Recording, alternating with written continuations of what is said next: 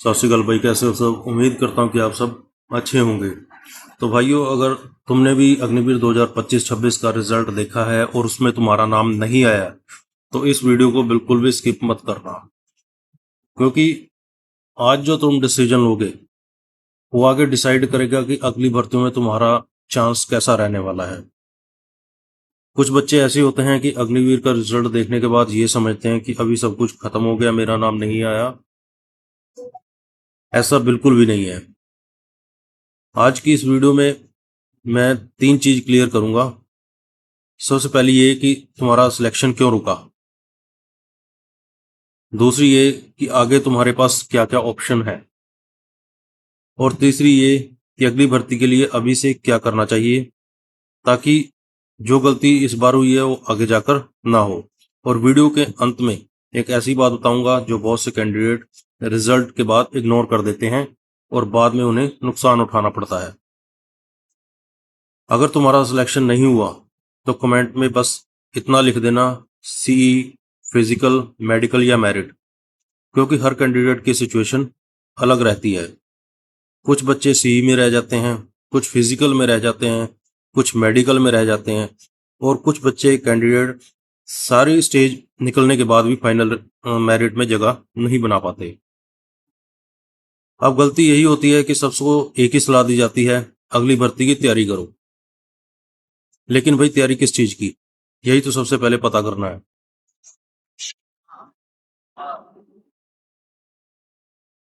अगर तुम्हारी problem CE की है तो सबसे पहले देखो कि तुम्हारे मार्क्स कहाँ खड़े हैं। सिर्फ ये मत सोचो कि मेरे मार्क्स कम थे, ये सोचो कितने मार्क्स कम थे, किस सब्जेक्ट में सबसे ज़्यादा नुकसान हुआ, टाइम मैनेजमेंट की प्रॉब्लम थी, क्वेश्चन नहीं आते थे, या प्रिपरेशन ही पूरा नहीं था। क्योंकि अगली बार अगर तुम वही स्ट्रेटजी लेकर एग्जाम देने गए तो सिर्फ किस्मत बदलने से रिजल्ट नहीं बदलेगा, तुम्हें स्ट्रेटजी बदलनी पड़ेगी। और अगर तुम अभी से प्रिपरेशन शुरू करते हो तो तुम्हारे पास एक बड़ा फायदा है, तुम्हारे पास अपनी पिछली गलती का डाटा ऑलरेडी मौजूद है। अब बात करते हैं उन कैंडिडेट्स की जो सीई निकलने के बाद फिजिकल तक पहुंचे लेकिन वहां रह गए।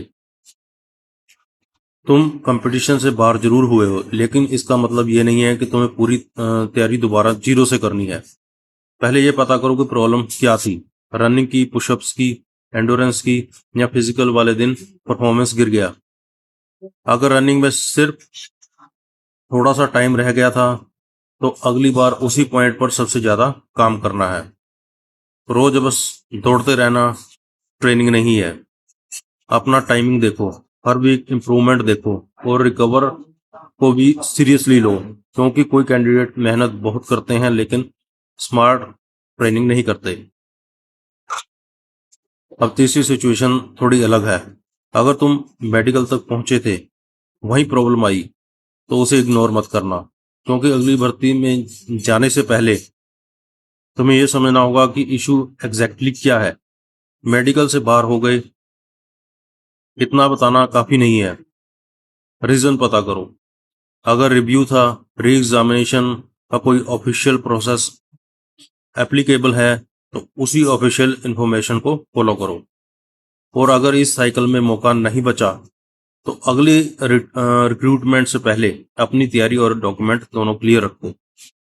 सबसे खराब चीज क्या है, एक ही प्रॉब्लम है, एक प्रॉब्लम के साथ अगली भर्ती में फिर पहुंच जाना, ये सबसे खराब चीज है।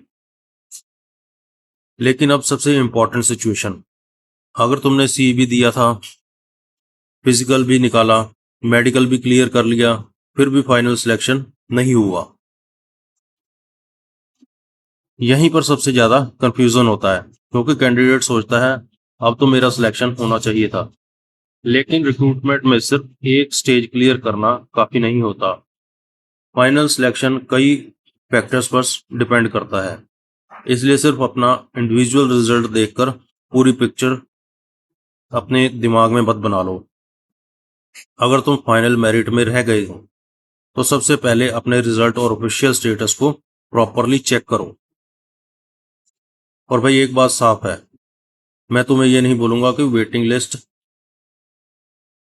अभी आ जाएगी या कुछ टाइम बाद आएगी।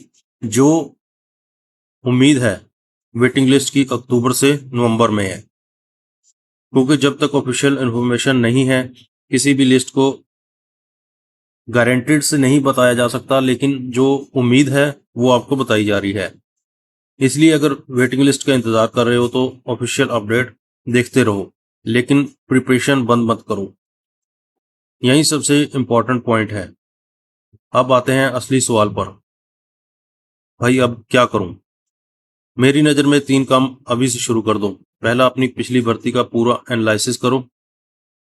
दूसरा, जिस स्टेज पर रुके थे उसी वीकनेस पर काम करो। तीसरा, अगली अपॉर्चुनिटी के लिए पहले से तैयार रहना। नोटिफिकेशन आने के बाद तैयारी शुरू करने वाला कैंडिडेट हमेशा प्रेशर में रहता है, लेकिन जो कैंडिडेट पहले से तैयार है वो नोटिफिकेशन आने के बाद सिर्फ फॉर्म और प्रोसेस पर फोकस करता है। और भाई एक बात दिल से बोल रहा हूँ, अगर इस बार तुम्हारा सिलेक्शन नहीं हुआ तो अपने आप को फेलियर मत समझना। तुमने कोशिश की, सीई दिया, फिजिकल दिया, शायद मेडिकल तक पहुंचे, मतलब तुमने रास्ता तय किया।